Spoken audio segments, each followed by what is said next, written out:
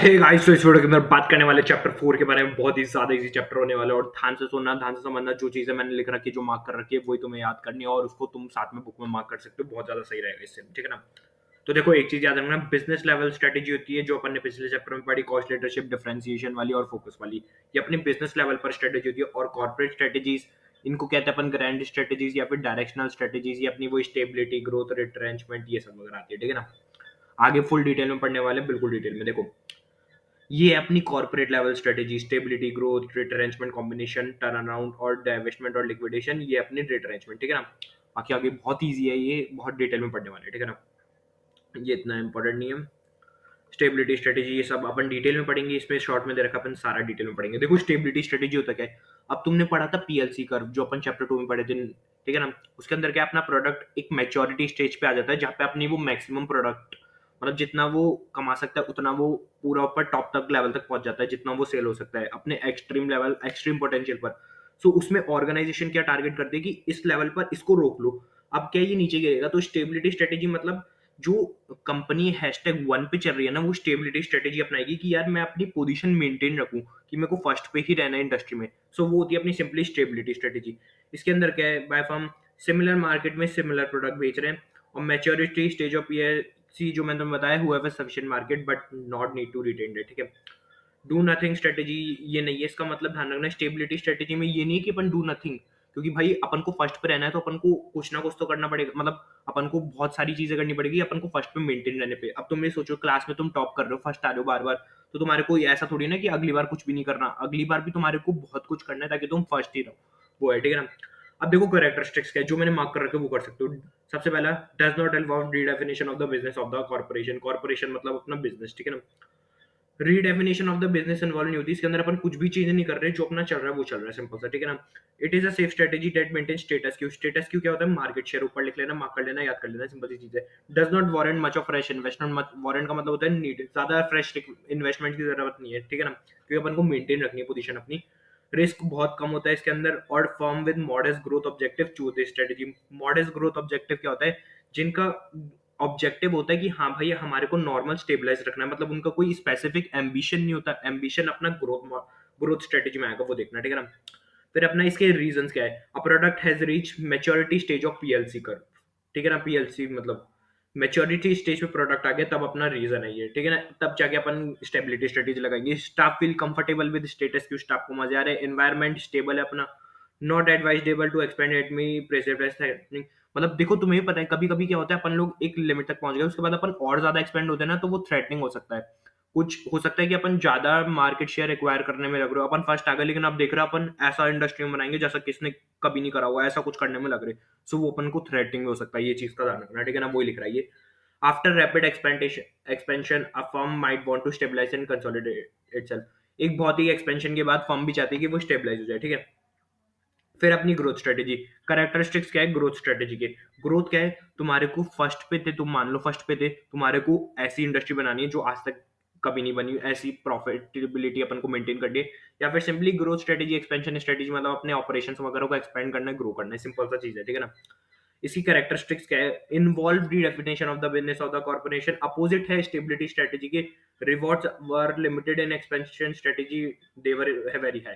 देखो, रिवॉर्ड्स है, रिवॉर्ड्स और रिस्क दो चीजें हैं जो स्टेबिलिटी स्ट्रेटेजी में लो थी बट ग्रोथ स्ट्रेटेजी में हाई है। अगर अपन ग्रो कर गए तो रिवॉर्ड भी ज्यादा, नहीं कर पाए तो रिस्क भी ज्यादा है, ठीक है ना।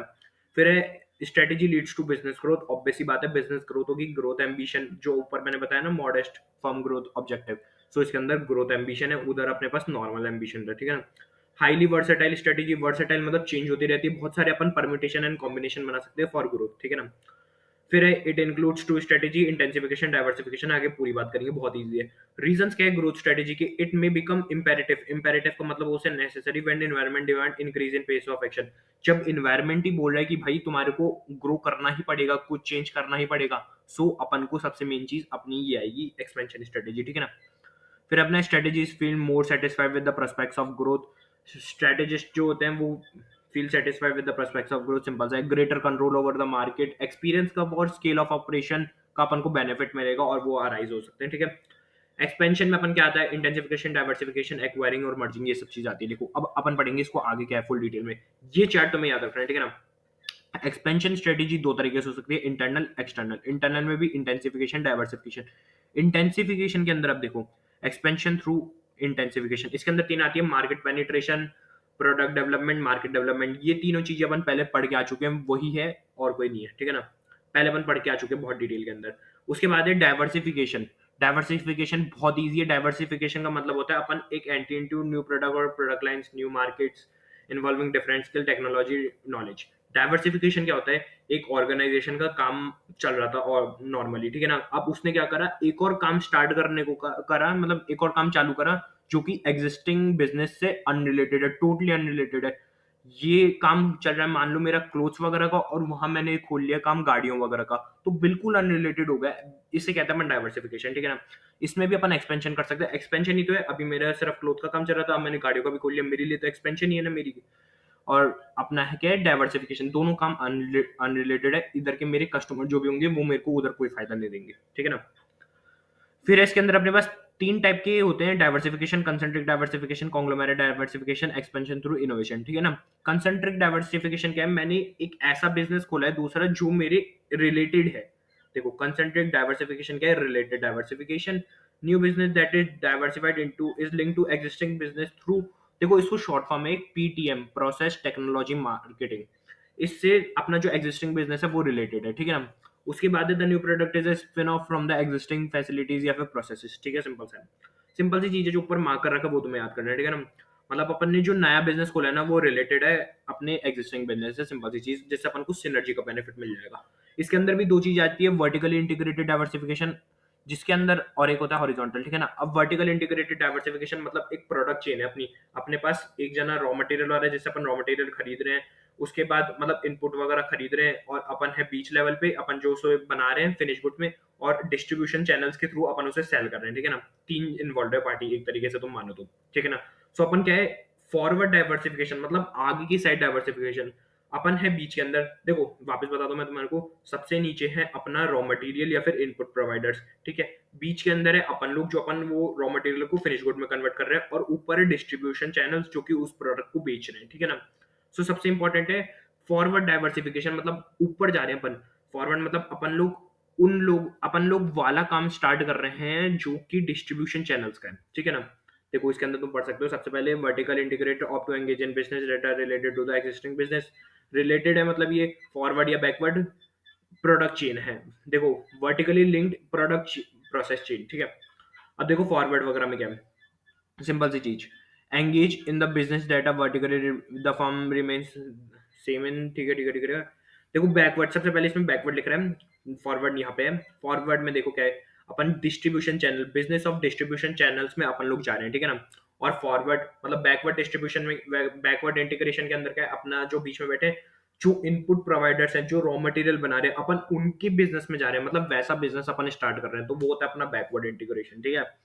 देखो इसके अंदर लिख रखा है effective supply bye entering into business, business will increase. देखो इनपुट प्रोवाइडर के बिजनेस में जा रहे हैं, अब उससे क्या होगा, अपन इनपुट प्रोवाइड कर रहे हैं, अपन बाकियों को भी प्रोवाइड करेंगे, तो उनको अपन हाई प्राइस में प्रोवाइड कर सकते हैं। खासकर अपन खुद की ऑर्गेनाइजेशन पे प्रोवाइड करेंगे तो अपनी सप्लाई कितनी ज्यादा हो जाएगी, क्योंकि अपन भी सप्लाई का ही काम कर रहे हैं, इसलिए business will increase own supply और लेस प्रोडक्शन ऑफ कॉस्ट, फिर डिक्रीज हो जाएगी। हॉरिजॉन्टल इंटीग्रेटेड डाइवर्सिफिकेशन क्या है, एक्विजिशन करना वन और more similar business operating eight same stage of production marketing chain, ठीक है। मतलब बेसिकली अपन जैसा अपना कोई कॉम्पिटिटर है, अपन उसकी तरह है अपन कोई बिजनेस ओपन कर रहे हैं, सो वो अपना हो जाएगा हॉरिजॉन्टल इंटीग्रेटेड डाइवर्सिफिकेशन, ठीक है। कॉन्ग्लोमेरेट डाइवर्सिफिकेशन, अपन ये कॉन्ग्लोमेरेट डाइवर्सिफिकेशन मतलब जो मैंने तुम्हारे को डाइवर्सिफिकेशन की डेफिनेशन बताई सेम वो है, ठीक है ना। मतलब एक ऐसा बिजनेस जो बिल्कुल अनरिलेटेड है, no linkages related to product market technology, PTM exist, the new business are disjoint from existing in every way, ठीक है। ये है। उसके बाद अपना इनोवेशन, देखो इनोवेशन क्या है, इनोवेशन मतलब upgradation of existing product line और process related to increase market share, revenues, profitability and most customer satisfaction. देखो अपन क्या कर रहे हैं, अपग्रेड कर रहे हैं जो अपने अभी प्रोडक्ट लाइन है ना उनको और प्रोसेसेस को, इससे क्या होगा, अपने पास ग्रेटर रेवेन्यू आएगा, ग्रेटर प्रॉफिटेबिलिटी आएगा, कस्टमर सेटिस्फेक्शन ज्यादा होगा। सिंपल से इनोवेशन के मतलब तुम्हें पता है, innovation lead to unnecessary expended do not give much return but on the country grow long term, business grow long term. इसको ये लाइन लेके ये लोग एक्सप्लेन लिख सकते हैं, तो ये अपना क्वेश्चन आ सकता है, ये ध्यान रखना, ठीक है ना। उसके बाद अपने पास इसमें तीन पॉइंट रहेंगे। सबसे पहले help to resolve complex problem. अब देखो इसमें क्या है, बिजनेसेस जो होते हैं ना वो अपॉर्चुनिटीज ढूंढते हैं इन द इंडस्ट्री के प्रॉब्लम्स में। तुम्हें पता होगा एक बिजनेस का यही काम होता है कि जो प्रॉब्लम्स हो रही है इंडस्ट्री मतलब सोसाइटी को, उसको अपन रिसॉल्व करते हैं। सो सिंपल सी चीज ये लिख रहा है, a business find opportunities in existing problem of the society through it's areas of expertise. ये गाइड करते हैं इनोवेशन, कॉम्प्लेक्स प्रॉब्लम सॉल्व करते हैं through customer centric sustainable solutions. ठीक है ना, ये याद करना पड़ेगा, मीनिंग सिंपल है।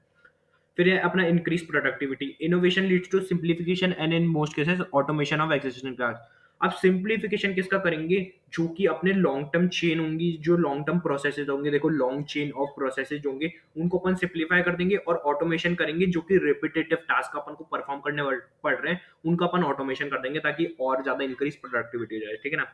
फिर अपना गिव्स कॉम्पिटिटिव एडवांटेज, गिव्स कैसे, देखो बिजनेस स्पेंड मैच्योरिटी ऑफ, देखो एक चीज है, तुमने मतलब ये लाइन तो अपने एफएम के हर जगह ही है कि इनोवेटिव प्रोडक्ट्स, मतलब एक जितना ज्यादा बिजनेस इनोवेट करेगा ना, उतना ज्यादा उसको कॉम्पिटिटिव एडवांटेज का रहेगा। ठीक है ना। अब इसके अंदर क्या लिख रहा है, इंडस्ट्री इन्वेस्ट, देखो ये लिख रहा है, innovation is the faster a business innovate the further it goes from the competitor reach. जितना ज्यादा एक बिजनेस इनोवेट करेगा, उतना ज्यादा वो कॉम्पिटिटर से आगे जाता जाएगा। ठीक है ना। As satisfaction to customers creating competitive advantage, satisfaction provide करेंगे अपने इनोवेटिव प्रोडक्ट, सिंपल सी चीज लिख रही है। ठीक है ना। फिर अपना external growth strategy, external growth strategy क्या है, देखो इसके अंदर आते हैं अपने पास expansion through merger and acquisition.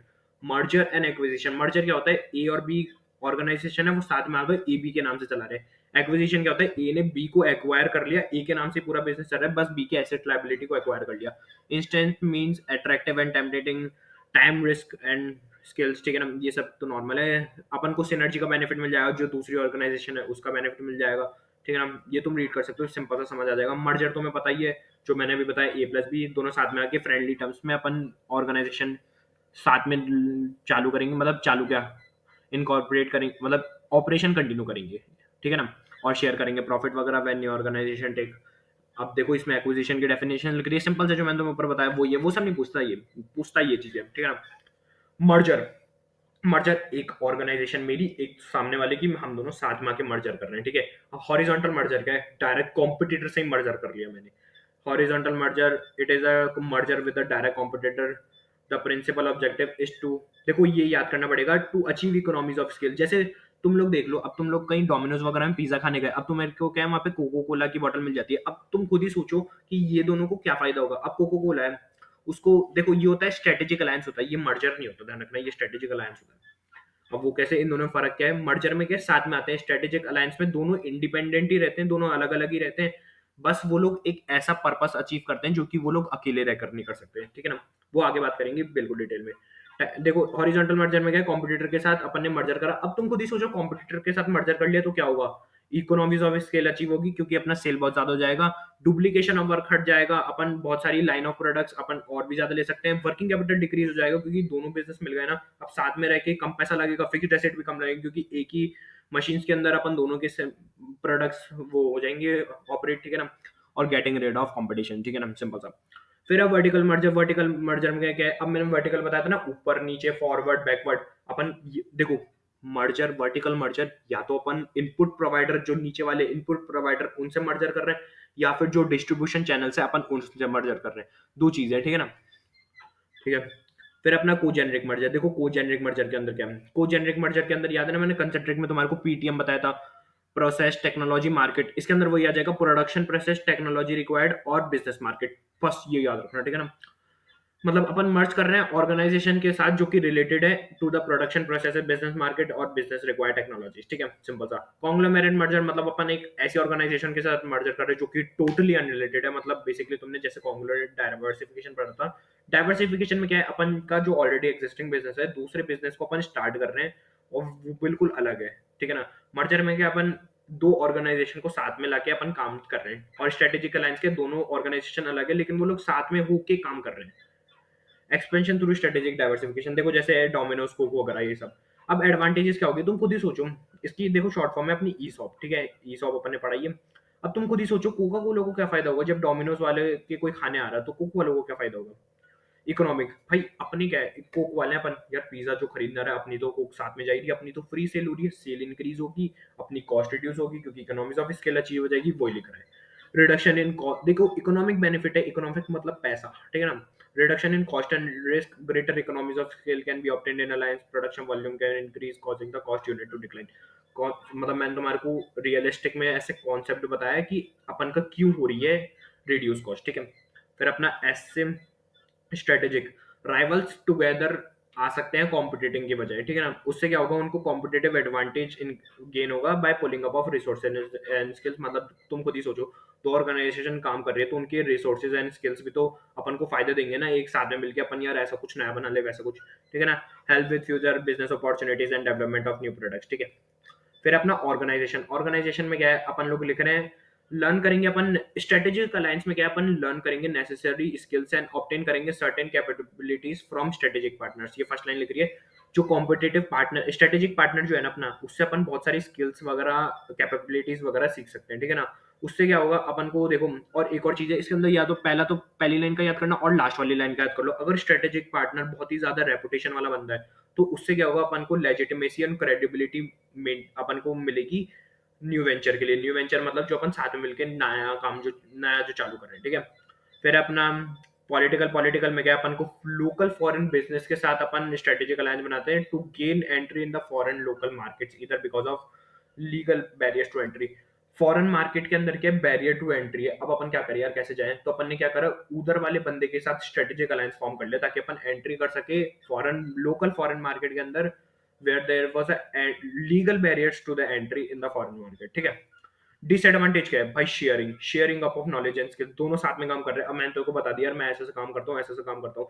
और सबसे ज्यादा प्रॉब्लमेटिक तब हो जाता है जब इसके अंदर ट्रेड सीक्रेट्स इन्वॉल्व होते हैं। ट्रेड सीक्रेट्स क्या, कि भाई अपन कुछ भी अपन ने, यार मैं तो देख, तो पता है ऐसे ऐसे सेल करता हूँ ऐसे ऐसे, अब सामने वाले को भी बता दिया अच्छा तो ऐसे सेल करता है, सही है यार मैं भी अपन लोग सब साथ में मिलकर ऐसे ऐसे सेल करते हैं। सो इससे क्या अपन शेयरिंग कर सकते, शेयरिंग हो जाती है पूरी। और इसमें क्या ट्रेड सीक्रेट्स इन्वॉल्व होते हैं, लेकिन अपन एग्रीमेंट्स फिर भी एग्जीक्यूट कर सकते हैं ट्रेड सीक्रेट्स को प्रोटेक्ट करने के लिए। बट ये उन दोनों पार्टीज की विलिंगनेस पे डिसाइड करेगा कि वो लोग कितने अबाइड रहते हैं एग्रीमेंट से, ठीक है ना। और तुम खुद ही सोचो, जैसे ही स्ट्रेटेजिक अलायंस टूटेगा तो दोनों ऑर्गेनाइजेशन एक दूसरे के कितने पोटेंशियल कस्टमर, वो कस्टमर क्या कॉम्पिटिटर बन जाएंगे, क्योंकि उन दोनों को खुद आप मतलब एक दूसरे की सारी चीजें पता है कि यार वो लोग कैसे कैसे ट्रेड सीक्रेट्स, कैसे कैसे वो लोग, क्या है उनके पास स्किल्स है, कैसे वो लोग सेल करते हैं पूरी चीजें, ठीक है। फिर अपना स्ट्रेटेजिक रिट्रेंचमेंट क्या होता है, बिजनेस को कम करना। टर्न अराउंड क्या होता है, इंटरनल रिकंस्ट्रक्शन, जो तुमने एडवांस अकाउंट्स में पढ़ा होगा। टर्न अराउंड मतलब एक ऑर्गेनाइजेशन बिल्कुल घाटे में जा रही है लेकिन उसने कुछ ऐसा करा जिससे उसकी ऑर्गेनाइजेशन धीरे धीरे ग्रो होने लग गई, वो क्या है वो अपन अभी बात करेंगे। डाइवेस्टमेंट क्या होता है, cut off loss making units, liquidation, पूरा बिजनेस को खत्म करना, ठीक है ना। अब ये मैंने तुम्हें ऊपर बता दिया। टर्न अराउंड स्ट्रेटेजी क्या है, देखो इंप्रूव करें। अब अपन को कब डेंजर सिग्नल्स मिल जाएंगे कि यार टर्न अराउंड स्ट्रेटेजी अपन को लगानी पड़ेगी। सबसे पहला, परसिस्टेंट मतलब कंसिस्टेंट नेगेटिव कैश फ्लोज आ रहे हैं अपने पास, अनकॉम्पिटिटिव प्रोडक्ट्स एंड सर्विसेज है, डिक्लाइन और अपना market share, deterioration in physical facilities, overstaffing, high turnover of employees, mismanagement. ये तुम डिट्रोएशन छोड़ के ये सारे पॉइंट याद कर सकते हो, बहुत ईजी है, ठीक है ना। अब अपने पास एक्शन प्लान क्या है, इसका शॉर्ट फॉर्म रहेगा AIRR, ठीक है ना। सो अपना एक फोन आ गया था इसलिए मैं देख रहा था। तो अपना क्या है, AIRR रहेगा, ठीक है ना, सबसे मेन। सो सबसे पहले अपना वन स्टेज रहेगा असेसमेंट ऑफ करंट प्रॉब्लम। अपन देखेंगे सबसे पहले प्रॉब्लम है क्या, उसकी रूट्स देखेंगे, कितना एक्सटेंड तक वो लोग डैमेज कर रहे हैं, और सारे रिसोर्सेज अपन उसके तरफ लगा देंगे ताकि उसको सही कर सके। सिंपल सी ये चीज लिख रही है जो मैंने हाईलाइट कर रखा है, वो तुम पढ़ सकते हो, ठीक है ना। फिर है analyse the situation and develop a strategic plan. इसमें क्या है, determine the charges of business survival. और फिर उसके बाद अपन एक प्रिलिमिनरी एक्शन प्लान डेवलप करेंगे और एनालाइज करेंगे strength and weaknesses of the competitive position. Simple सी चीज है, एनालाइज द सिचुएशन मतलब अपन को बेसिकली इसके अंदर देखना पड़ेगा कि बिजनेस सच में सर्वाइव तो कर सकता है ना। और दूसरी चीज है, अपन को स्ट्रेंथ और वीकनेसेस आइडेंटिफाई करेंगे और प्रिलिमिनरी एक्शन प्लान, ये देख लो यहाँ पे लिख रहा है, इसको अपन को डेवलप करना पड़ेगा, ठीक है। फिर अपना implementing an emergency action plan, इसके अंदर देखो क्या है, द प्लान टिपिकली इंक्लूड से, अच्छा तुम ऊपर वाली लाइन पढ़ो।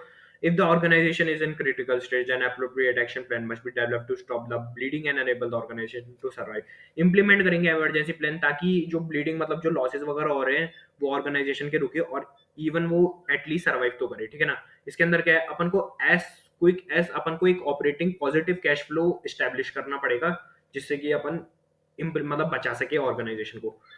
चौथा चालू होता है अपना रिस्ट्रक्चरिंग द बिजनेस। इसके अंदर क्या है, देखो फाइनेंशियल स्टेट जो होता है ना ऑर्गेनाइजेशन का, वो सबसे मेन कोर बिजनेस का बहुत ज्यादा इंपॉर्टेंट है। कोर बिजनेस है ना जो तुम्हारा, उसका जो फाइनेंशियल स्टेट होता है वो सबसे ज्यादा इंपॉर्टेंट रहता है। If a core business is irreparably damage then the outlook for entire organisation is bleak. अब देखो एक बड़ी सारी ऑर्गेनाइजेशन है, उसका एक कोर बिजनेस है कि जब मेन जो बिजनेस होता है ना, मेन पार्ट वहां से हो रहा है अपना बिजनेस, अब वो उसका जो फाइनेंशियल स्टेट है वही डैमेज है, तो भाई पूरी ऑर्गेनाइजेशन ही गई फिर तो। वो लिख रहा है ये, ठीक है ना। उसके बाद तुम देखो यहाँ से तुम ये पढ़ना जरूर, moral building is another important integrant in the organisation competitive effectiveness reward and compensation system that encourage dedication among employees to.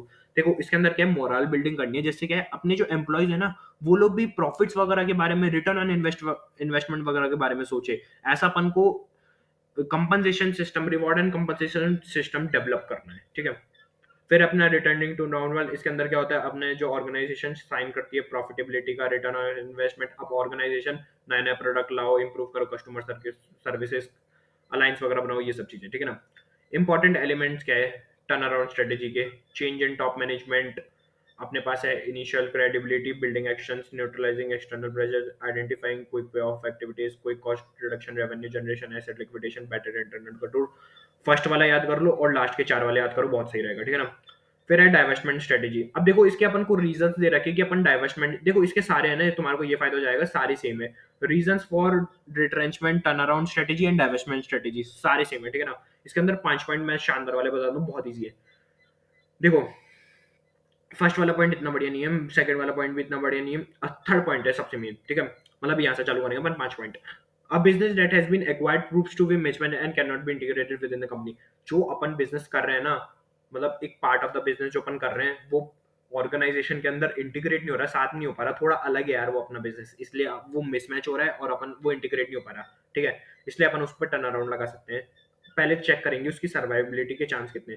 दूसरा परसिस्टेंट का मतलब मैंने तुम्हें बताया था, वो कंसिस्टेंसी, मतलब कंसिस्टेंट नेगेटिव कैश फ्लोज आ रहे हैं अपने पास फ्रॉम अ पर्टिकुलर बिजनेस। एक पर्टिकुलर बिजनेस, जैसे एक ऑर्गेनाइजेशन के बहुत सारे बिजनेस है ना, एक बिजनेस से अपन को पर्टिकुलरली मतलब कंसिस्टेंटली अपन को नेगेटिव कैश फ्लोज मिल रहे हैं, सो अपन उसको बंद करो, या फिर रीजन है अपने पास, या तो कम कर लो, टर्न अराउंड कर लो, या फिर उसको लॉस मेकिंग यूनिट्स को सेल कर दो, मतलब बेच दो, ठीक है ना। इसके अंदर अपने पास percentage negative cash flow, severity of competition, severity मतलब seriousness of competition and enabled inability of the firm to cope up with it. भाई बहुत ज्यादा कंपटीशन है, जो अपनी ऑर्गेनाइजेशन है ना वो कोप अप नहीं कर पा रही है कंपटीशन के साथ, इसलिए टेक्नोलॉजिकल अपग्रेडेशन अपने पास रिक्वायर्ड है, but not possible for to invest in it.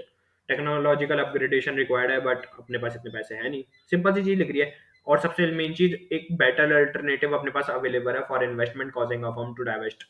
मतलब जो अपना एग्जिस्टिंग बिजनेस चल रहा है ना, वो यार वैसे ही लॉस बना रहा है, उससे अच्छा मैं वो वाला पैसा निकाल के कहीं और लगा दूं तो मेरे को ज्यादा अच्छा इंटरेस्ट मिल जाए, वो है, ठीक है ना। फिर अपना स्ट्रेटेजिक ऑपरेशंस, इसके अंदर अपना Ansoff product market growth matrix, ये तो बहुत ही ज्यादा सिंपल है। अच्छा ये पहले नहीं था, अब है, ठीक है ठीक है ठीक है, मैंने तुम्हें पहले स्किप करा दिया होगा, अब है अपन, अब देख लो ध्यान से। इसके अंदर क्या अपने पास सिंपल सा है, अपन है ना वर्टिकल पे लेते हैं अपन एन शॉप में, प्रोडक्ट मैट्रिक्स के अंदर अपन देखो एस और जी। अब एस और जी क्या है, नहीं मार्केट और प्रोडक्ट, देखो दो चीजें हैं अपन के पास इसके अंदर। अपन लेते हैं वर्टिकल पे लेते हैं अपन मार्केट, जिसपे अपन लिखेंगे एग्जिस्टिंग मार्केट और न्यू मार्केट। ऊपर अपन हॉरिजॉन्टल पे लेंगे प्रोडक्ट्स, जिसपे एग्जिस्टिंग प्रोडक्ट न्यू प्रोडक्ट। अब देखो एग्जिस्टिंग प्रोडक्ट अगर अपन एग्जिस्टिंग मार्केट में बेच रहे हैं तो उसे कहते हैं मार्केट पेनिट्रेशन। इसमें क्या है, सेलिंग कर रहे हैं अपन existing product in the existing market by advertisement, personal selling, इन सब के थ्रू अपन एग्जिस्टिंग प्रोडक्ट ही एग्जिस्टिंग मार्केटिंग में बेच रहे हैं। लेकिन मार्केट डेवलपमेंट क्या है, अब एक चीज कर सकते हो, मार्केट डेवलपमेंट लिख रहा है ना, मतलब नया मार्केट और एग्जिस्टिंग प्रोडक्ट।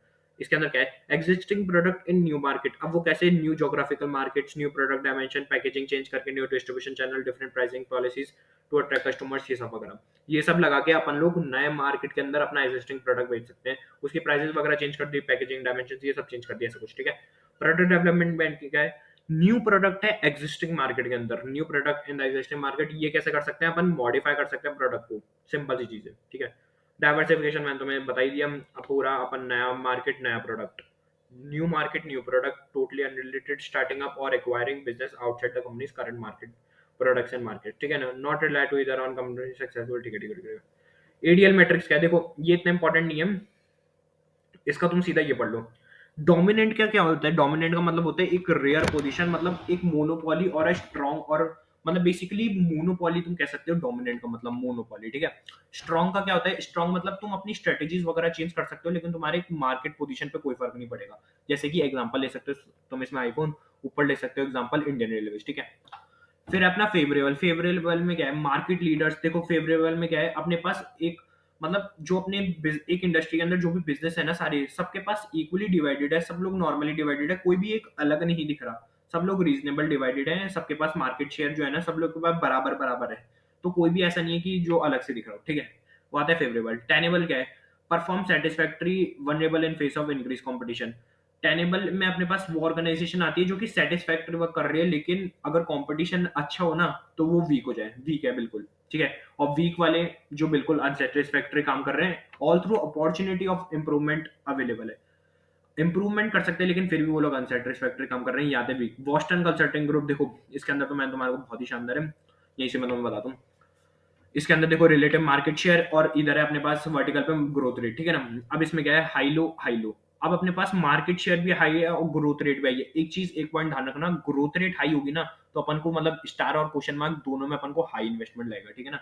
जहाँ पे अपने पास हाई मार्केट शेयर है और ग्रोथ रेट भी हाई है, देखो ये अपना मार्केट भी रैपिडली ग्रो कर रहा है, तो अपने पास बहुत सारी अपॉर्चुनिटीज है एक्सपेंशन की। अब तुम खुद ही सोचो, अब मेरी ऑर्गेनाइजेशन में एक जो मेरा प्रोडक्ट है उसका मार्केट शेयर भी बड़ा है और ग्रोथ रेट भी उस प्रोडक्ट का ज्यादा है, तो मैं उसमें और अपॉर्चुनिटीज ढूंढ सकता हूँ इन्वेस्ट करके और चीजें, ठीक है ना। यही लिख रहा है।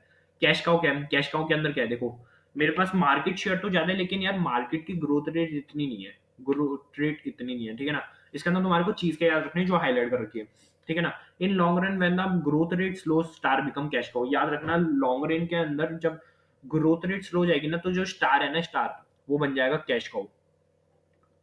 स्टार बिकम कैश काउ, ठीक है, स्टार बिकम कैश काउ। और अपन जब क्वेश्चन मार्क का पढ़ेंगे ना, अपन क्वेश्चन मार्क में क्या है, अपने पास मार्केट शेयर तो लो है और अपने पास ग्रोथ रेट भी, ग्रोथ रेट हाई है, मार्केट शेयर लो है। देखो कैश के अंदर मार्केट शेयर अपने पास इतना है नहीं लेकिन ग्रोथ बहुत है, ग्रोथ बहुत है तो इन्वेस्टमेंट ज्यादा चाहिए। लेकिन इसके अंदर एक पॉइंट याद रखना, इफ लेफ्ट अनअटेंडेड, मतलब अगर अपन इस पे ध्यान नहीं देंगे ना तो ये कैश ट्रैप्स बन जाएगा और क्वेश्चन मार्क स्टार बनता है, स्टार कैश का हो, ये याद रखना ऐसे, ठीक है ना।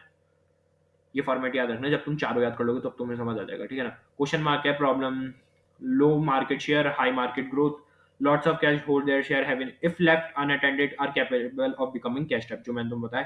टेम them starts and then cash का, जो मैंने तुम्हें बता दिया, ठीक है ना। डॉग्स क्या है भाई, बिल्कुल लो ग्रोथ रेट है, लो मार्केट शेयर है, कुछ भी मतलब दोनों ही बेकार है, ठीक है ना। उसके अंदर क्या है, अपन इनको मिनिमाइज करेंगे बाय डाइवेस्टमेंट और लिक्विडेशन, मतलब बेच के, ठीक है। इसके अंदर बीसीजी, इसके अंदर बाद में क्या करेंगे, अब अपन के पास पोस्ट आइडेंटिफिकेशन स्ट्रेटेजी, मतलब ये अपन ने ऑर्गेनाइजेशन, हाँ भाई ये स्टार वाले हैं, ये अपने पास कैश काउ वाले, क्वेश्चन मार्क वाले हैं, डॉग्स वाले हैं। इसके बाद क्या अपन को क्या करना है, बिल्ड करना है अपन को क्वेश्चन। सबसे पहले क्या, अपना स्टार है ना, स्टार को अपन करेंगे हार्वेस्ट, इसमें ऑब्जेक्टिव होगा इंक्रीज करेंगे शॉर्ट टर्म कैश फ्लोज, ठीक है। होल्ड करेंगे अपन, प्रिजर्व करेंगे market share of cash cows, ठीक है ना। इसके अंदर तुम देखोगे कैश काउ के मार्केट शेयर ज्यादा है तो इसको प्रिजर्व रखना है अपन को, ठीक है, होल्ड करना है। उसके बाद है बिल्ड करेंगे क्वेश्चन मार्क को, क्वेश्चन मार्क को अपन को बिल्ड करना है, इंक्रीज करना है इसका मार्केट शेयर, क्योंकि इसका देखो ग्रोथ रेट इसकी ज्यादा है, ग्रोथ रेट हाई है और मार्केट शेयर लो है, तो अपन इसका हाई ग्रोथ मार्केट शेयर करेंगे, ठीक है। फिर अपना डाइवेस्टमेंट, डाइवेस्टमेंट वही सेल और लिक्विडेट, सिंपल सा चीज, ठीक है। उसके बाद है अपना ये ट्यूबलाइट नहीं, journal electric matrix journal electric मतलब वही अपने पास जो ट्रैफिक लाइट होती है उससे बनाई है, ग्रीन का मतलब होता है गो, येलो का मतलब होता है कॉशन और रेड का मतलब होता है स्टॉप, सिंपल सा। देखो इसके अंदर दो आते हैं, मार्केट अट्रैक्टिवनेस, बिजनेस स्ट्रेंथ और मार्केट अट्रैक्टिवनेस, दो चीज आती है। बिजनेस स्ट्रेंथ अपन कैसे, फैक्टर्स कौन से होते हैं, जो market attractiveness is measured by market attractiveness. तुम एक नया बिजनेस स्टार्ट करने जा रहे हो, अब तुम कौन से मार्केट में मतलब बिजनेस चालू करना चाहोगे, क्या क्या चीजें तुम देखोगे, साइज ऑफ मार्केट, बड़ा मार्केट है छोटा मार्केट है, क्या ग्रोथ रेट है उनकी, इंडस्ट्री की क्या प्रॉफिटेबिलिटी है, competitive intensity, availability of technology, बहुत सारी चीजें तुम पढ़ सकते हो, सिंपल सी चीजें। बिजनेस स्ट्रेंथ, तुम्हारी खुद की बिजनेस स्ट्रेंथ कितनी है, एक बिजनेस है मान लो तुमने इंडस्ट्री में आइडेंटिफाई करा है, ये बिजनेस की स्ट्रेंथ कितनी होगी, कैसे पता लगाओगे, उसका मार्केट शेयर देखो, मार्केट शेयर, ग्रोथ रेट देखो, प्रॉफिट मार्जिन देखो, ब्रांड इमेज देखो, कस्टमर रॉयल्टी देखो, प्रोडक्शन, ये सब चीजें तुम देख सकते हो। मैट्रिक्स की बात करते हैं, बिजनेस स्ट्रेंथ अपन ऊपर लिखेंगे, मार्केट अट्रैक्टिवनेस नीचे, बिजनेस स्ट्रेंथ अपनी स्ट्रॉन्ग, एवरेज, वीक, और मार्केट अट्रैक्टिवनेस हाई, मीडियम, लो। अब जो ग्रीन एरिया है ना इसके अंदर अपन करेंगे इन्वेस्ट और एक्सपेंड, येलो एरिया के अंदर अपन करेंगे सिलेक्ट एंड अर्न, और येलो के अंदर अपने पास मैनेजरियल डिस्क्रिप्शन पर है, मैनेजमेंट के ऊपर है कि वो लोग क्या करना चाहते हैं, और रेड के अंदर सिंपल से अपन हार्वेस्ट डाइवेस्ट करेंगे, ठीक है। फिर अपना ग्रीन सेक्शन एडवांटेजेस पोजीशन है, yellow section caution and managerial description है, रेड जोन अपना लॉसेस और रिट्रेसमेंट, डाइवर्सन और लिक्विडेशन, ये सिंपल चीज। तो यही था इस चैप्टर के अंदर।